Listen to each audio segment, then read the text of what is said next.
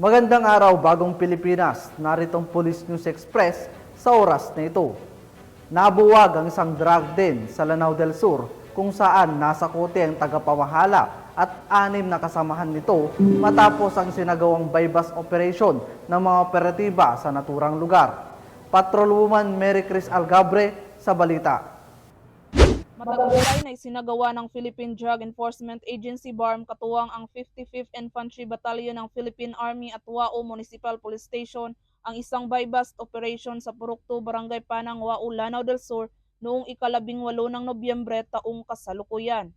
Kinilala ni Gil Cesario Castro, Direktor ng PIDEA BARM, ang mga naarestong suspect at naipasara ang isang drug den at naaresto ang tagapamahala nito na si alias Masi, 52 anyos, babae, kasama ang 6 pang kasamahan na sina alias DC, 45 anyos, alias Ali, 21 anyos, alias Era, alias Mon, alias Mau at alias Dio. Nasamsam mula sa operasyon ang 15 piraso ng heat-sealed transparent plastic sachet na naglalaman ng humigit kumulang 15 gramo ng shabu na nagkakahalagang 102,000 pesos, isang transparent plastic sachet na may pinatuyong dahon na hinihinalang marijuana, 3 paso ng marijuana plant, bypass money at iba't ibang drug paraphernalia.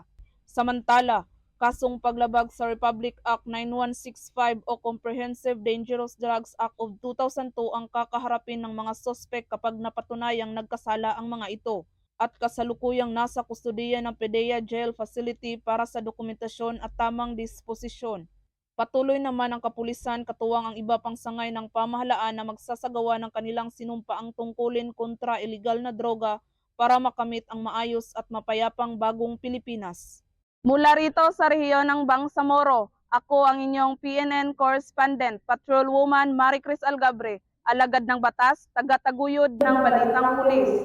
Maraming salamat, Patrolwoman Algabre.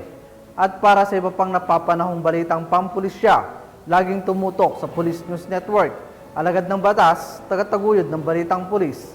Ako po si Patrolman Julius Sam Acad, nagbabalita para sa Police News Express.